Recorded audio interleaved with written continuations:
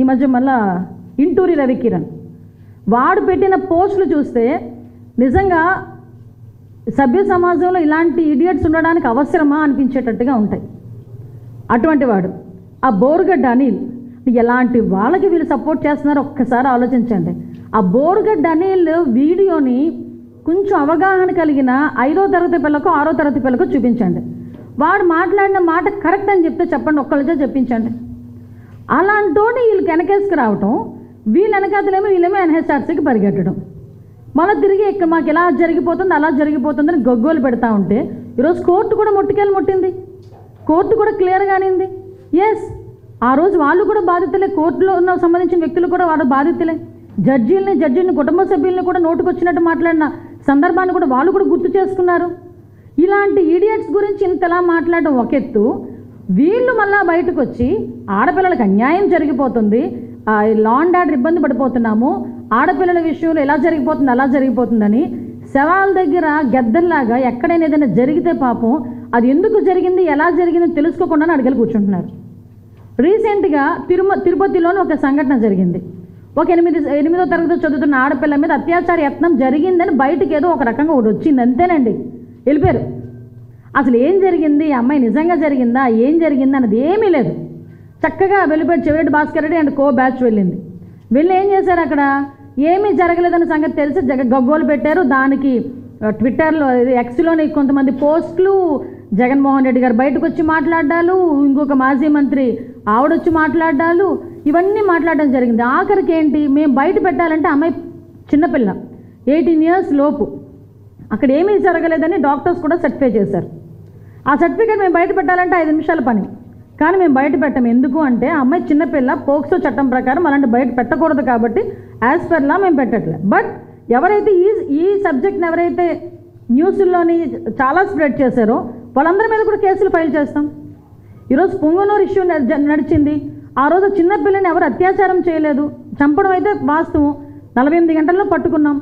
ఆ చంపిన పిల్లని రేప్ చేసి చంపేశారని చెప్పేసి సాక్షి మీడియాలో ప్రచారం చేస్తే మేం గట్టిగా మాట్లాడితే ఆ వీడియోనేమో మీరు మళ్ళీ డిలీట్ చేయించుకుంటారు. అయినా మేము వదలం, వాటి మీద కూడా కేసులు పెడతాం. ఎందుకంటే తప్పుడు ప్రచారాలు చెయ్యటం కూడా చాలా పొరపాటే. నేనేమంటానంటే ఈరోజు ఇందాకే మనకి జరిగింది అంటే ఎక్కడ ఏం జరిగినా మేము వెళ్తాం అన్నారు. ఒక్కటి క్లియర్గా అడుగుతున్నా వీళ్ళని, ఈరోజే మంత్రాలయం నియోజకవర్గంలో కొసిగి మండలం కడదొడ్డి వైసీపీ సర్పంచ్ మీద ఈరోజు పోక్సో యాక్ట్ కేసు నమోదైంది. ప్లస్ వైసీపీ నేతలు ఈరోజు వెళ్తాడా జగన్మోహన్ రెడ్డి ఆ అమ్మాయిని పరామర్శించడానికి? పరామర్శించడానికి దమ్ముందా? ఒక 8వ తరగతి చదువుతున్న ఆడబిడ్డ వాళ్ళ తండ్రి లేని సమయంలో వెళ్ళి అమ్మాయి మీద అత్యాచార యత్నం చేయబోతుంటే అమ్మాయి అరిచిన అరుపులకి చుట్టుపక్కల వాళ్ళు వచ్చి కూర్చొని పెడితే కాలు మీద పడినా కూడా క్షమించగా తల్లిదండ్రులు పోలీసులు కంప్లైంట్ ఇస్తే ఈరోజు అతగాడు పరారులో ఉన్నాడు. అంటే ఇప్పుడు నేను అడుగుతున్నా జగన్మోహన్ రెడ్డిని, మరి నీకు కన్సెంట్ కదా నీకు ఆడపిల్లలంటే, సో ఒకసారి వెళ్ళిరా, ఇలా అమ్మాయిని పరామర్శించిరా. రీసెంట్గా ఎక్స్ మినిస్టర్ ఐ థింక్ ఇంకొక మేరుగు నాగార్జున అనుకుంటా, మొన్న రీసెంట్గా ఒక ఆవిడ బయటకు వచ్చి అతని వల్ల లైంగికంగా నేను ఇబ్బంది పెట్టాడు, అతని వల్ల నేను నష్టపోయాను, ఇంత డబ్బులు నా దగ్గర తీసుకున్నాడని డైరెక్ట్గా బయటకు వచ్చి కంప్లైంట్ ఇచ్చింది. ఇలాంటి సంఘటనలు మేము తీయాలనుకుంటే కోకొలలు. ఎక్కడ ఏమి సంఘటన జరిగినా టీడీపీ వాళ్ళే చేశారు, జనసేన వాళ్ళే చేశారని అలా సొంత పత్రికలోని దుష్ప్రచారం చేయడానికి తప్పించి ఆ సాక్షి పేపర్లో మంచి ఏదైనా ఎప్పుడైనా రాసేయడానికి చూస్తే ఏ రోజు కనిపించదు. ఓకే, వదిలేయండి. కానీ మీ ద్వారానైనా ప్రజలకి నిజం తెలియాలి అని ఒకే ఒక ఉద్దేశంతో ఈరోజు నేను మీ అందరి ముందుకు రావడం జరిగింది. ఒకటేంటంటే ఇలాంటి వాళ్ళని మనం ఎంకరేజ్ చేయడం అవసరమా? పబ్లిక్ కూడా ఆలోచన చేసుకోవాలి. ఈరోజు ఇంతకుముందు వీళ్ళు మాట్లాడితే చీకటి పరిపాలన అని రకరకాల మాటలు మాట్లాడతారు. మీరు అబ్జర్వ్ చేయండి, లాస్ట్ టైం రంగనాయకమ్మ గారిని ఏ రకంగా అరెస్ట్ చేశారు, మన రఘురామకృష్ణరాజు గారిని ఏ రకంగా అరెస్ట్ చేసి అతన్ని ఎంత దారుణంగా హింస పెట్టించారు, ఎంతమంది టీడీపీ సోషల్ మీడియా యాక్టివిస్టులు ఎన్ని దారుణంగా వాళ్ళు ఇబ్బందులు పెట్టిన సందర్భాలు ఉన్నాయి. మేము ఆ రోజు న్యాయ పోరాటమే చేసామే. ఒకటి నేను ఛాలెంజ్ చేసి చెప్తా, ఏ ఒక్క తెలుగుదేశం పార్టీ కార్యకర్త కూడా వాళ్ళు ఇంత అబ్యూజింగ్ వర్డ్స్ పెట్టుకొని ఆడపిల్లలని మీద కామెంట్ పెట్టే పరిస్థితి లేదు. ఆ రోజు మేము జస్ట్ గవర్నమెంట్ని క్వశ్చన్ చేసినందుకే మా మీద కేసులు పెట్టే పరిస్థితి. ఎందుకండి, నేను అప్పుడు అపోజిషన్ లీడర్లో అపోజిషన్గా ఉండి ఒక తెలుగు మహిళా అధ్యక్షురాలుగా ఉండి నా నియోజకవర్గంలో కలెక్టర్కి తీసుకెళ్ళి రిప్రజెంటేషన్ ఇస్తానంటే ఆ రోజు నన్ను హౌస్ అరెస్టింగ్ చేసిన పరిస్థితి. ఇలాంటివి చెప్పుకోవాలంటే బోల్డ్ ఉన్నాయి. మేము అలాంటివి ఏమీ చేయట్లే.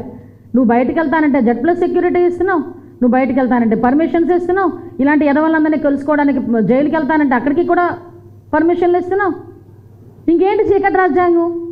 కాబట్టి ఒకటి నేను ప్రజలకు విన్నవించుకునేది ఏంటంటే, ఈ ద్వారా ప్రజలు కూడా విన్నవించుకుంటున్నాం, మేము ఈరోజు చేస్తున్న అరెస్టులు కానీ, ఈరోజు మేము పెడుతున్న కేసులు కానీ ఆడపిల్లల మీద నోటికొచ్చినట్టు, ఈరోజు మా ఇంట్లో ఆడపిల్లలు పవన్ కళ్యాణ్ గారి ఇంట్లో ఆడపిల్లలు, లేకపోతే చంద్రబాబు నాయుడు గారి గురించా, మన లోకేష్ బాబు గారి గురించా కాదు, రేపొద్దున మా దగ్గర నుంచి మీ ఇంట్లో ఆడపిల్లల వరకు కూడా వస్తారు. మన ఇంట్లో ఆడపిల్లలు మీ ఇంట్లో ఆడపిల్లల గురించి కూడా మాట్లాడే పరిస్థితులు వస్తాయి.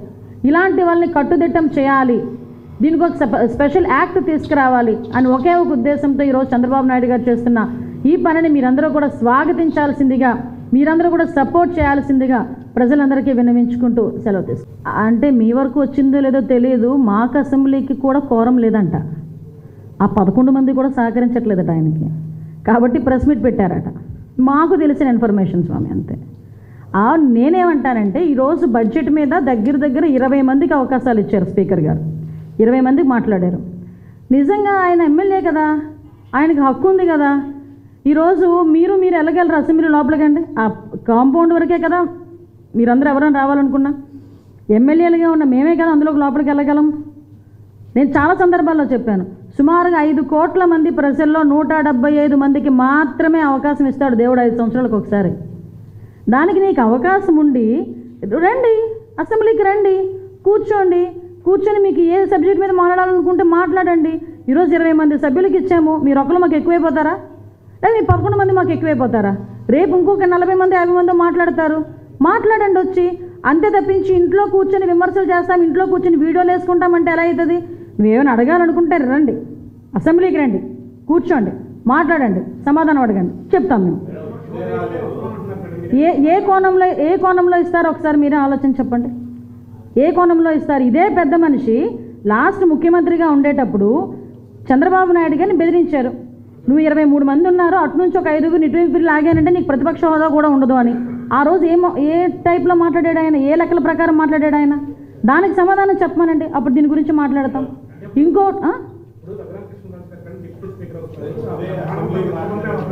విషయం ఏంటంటే, మీరు మానవతా దృక్పథం అంటున్నారు, మాకు మానవతా దృక్పథం కాదు, యాజ్ పర్ రూల్ రండి బాబు అని అంటున్నాం. ఈ మధ్యనే మీకు అర్థమవుతుందో లేదో తెలియదు, నేను ఈరోజే చూసా, రఘురామకృష్ణరాజు గారు కనుక డిప్యూటీ స్పీకర్ ఇచ్చి ఆల్రెడీ స్పీకర్గా అయ్యన్ పాత్ర గారు ఉన్నారు, మళ్ళీ ఇప్పుడు రఘురామకృష్ణరాజు గారు కనుక డిప్యూటీ స్పీకర్ అయిన తర్వాత నిజంగా ప్రతిపక్ష హోదా ఇచ్చినా ఆయనైతే అసెంబ్లీకి రాడు అని పందేలు కడుతున్నారు. ఎన్ని రూపాయలకో తెలుసా? 11 రూపాయలకి. అంతేనండి, అర్థం చేసుకోండి. లెక్క అర్థం కాలేదా? వాళ్ళు ఎందుకు లెక్క అర్థమవుతుందండి, కొంచెం ఇండెప్త్కి వెళ్తే అన్ని లెక్కలు అర్థమవుతాయి, అన్ని లెక్కలు తేలుతాయి.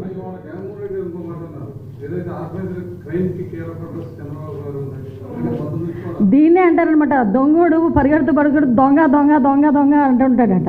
ఆయనే పెద్ద దొంగ, అందరిని చూసిన అందరినీ దొంగ అని అడుగుతుంటాడు అనమాట. ఆర్గనైజ్డ్ క్రైమ్లో ఎలా చేయాలి అన్నది సిద్ధహస్తుడు జగన్మోహన్ రెడ్డి. దానికి సోషల్ మీడియా క్రైమ్ ఎలా చేశాడు అన్నది ఇప్పుడు నేను చూపించా.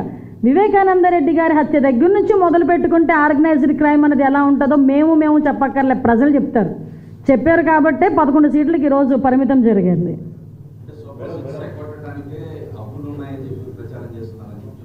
అంటే విషయం ఏంటంటే, ఆలోచన కలిగిన ప్రతి ఒక్కరు, ఆలోచించదగ్గ ప్రతి ఒక్కరికి ఈరోజు మన రాష్ట్రం తాలూకా ఆర్థిక పరిస్థితి ప్రతి ఒక్కరికి అర్థమైంది.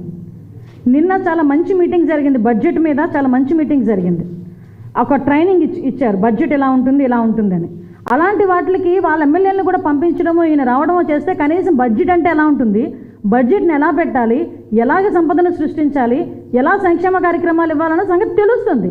అంతేగాని ఇంట్లో కూర్చొని నేను ఏదో ఉన్న పరదాలు కట్టుకొని నేను వచ్చేసరికి ఏంటది పొగడాలి, జగన్మోహన్ అని ఒకడు, నాయన ఈ నాయన అని ఒకడు మాట్లాడడం, అది కాదు రాజకీయం అంటే.